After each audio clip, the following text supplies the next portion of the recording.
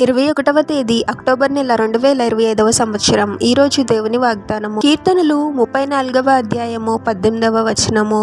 విరిగిన హృదయము గల వారికి యెహోవా ఆసన్నుడు, నలిగిన మనస్సు గల వారిని ఆయన రక్షించును. సహోదరి సహోదరులారా, కొన్ని సందర్భాలలో మనము ఎంతో శ్రమను అనుభవించాల్సి వస్తుంది. కారణం ఏదైనా ఉండొచ్చు. అటువంటి పరిస్థితుల్లో ఎంతో బాధపడి కృంగిపోయి ఇంకా ఈ బాధను నేను తట్టుకోలేను అన్నట్టుగా అనిపిస్తూ ఉంటుంది. ఇటువంటి పరిస్థితుల గుండా మనం వెళ్తూ ఉన్నప్పుడు మన హృదయము విరిగిపోయినట్టుగా ఎవరికీ చెప్పుకోలేనంత బాధతో మనం బాధపడుతూ ఉంటాము. మనుషులు మన బాధను గుర్తించలేకపోవచ్చు. ఒకవేళ మన బాధను వారు గుర్తించినా వారి నుండి మనము తగిన ఆదరణను పొందలేకపోవచ్చు. కానీ మనల్ని విడిచిపెట్టే దేవుడు కాదు మన ప్రభువు. విరిగిన హృదయము గల వారికి యెహోవా ఆసన్నుడు అని దేవుని వాక్యం చెప్తుంది. మనకు ఎంతో సమీపంగా మన ప్రభు ఉంటాడు. మనం అది గుర్తించలేకపోవచ్చు, కానీ ఇప్పుడు కూడా ప్రభు మన చేయి విడిచిపెట్టడు. ఎంత నలిగిపోయిన పరిస్థితిలో మనం ఉన్నప్పటికీ ప్రభువే మనల్ని ఆదరించి రక్షిస్తాడు. మనల్ని ఓదార్చి ఆ బాధ నుండి అద్భుతముగా బయటికి తీసుకువస్తాడు.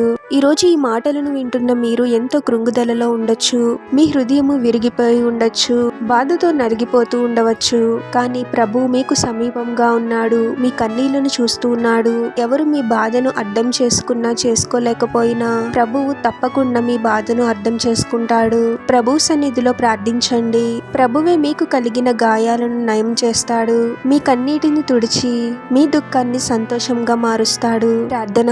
పరిశుద్ధుడవగు ప్రభువా, మీ పరిశుద్ధమైన నామమునకు తరతరములు యుగేగుములు మహిమ కలుగును గాక.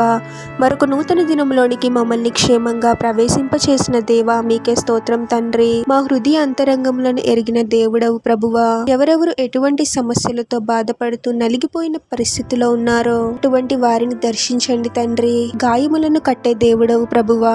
మమ్మల్ని లోపల కృంగదీస్తున్న ప్రతి అపవాది శోధన నుండి యేసు నామంలో మాకు విడుదలను అనుగ్రహించండి తండ్రి. విరిగిన హృదయములతో ఉన్న మమ్మల్ని మీరే రక్షించండి ప్రభువా. మాకు మనశ్శాంతి లేకుండా లోపల బాధ పెడుతున్న ప్రతి సమస్య నుండి మాకు విడుదలను అనుగ్రహించి శాంతి సమాధానాలను మాకు అనుగ్రహించమని ఈ ప్రార్థనలో ఏకీభవిస్తున్న ప్రతి ఒక్కరిని పేరు పేరున దీవించి ఆశీర్వదించి అభిషేకించమని, వారు చేసే ప్రతి పనిలో మీరే వారికి తోడుగా ఉండి వారిని అన్ని కీడుల నుండి అపాయాల నుండి మీరే వారిని రక్షించమని ఈ మా మనవులన్నీ యేసుక్రీస్తు వారి పరిశుద్ధ నామంలో అడిగి వేడుకొనుచున్నాము తండ్రి. ఆమేన్.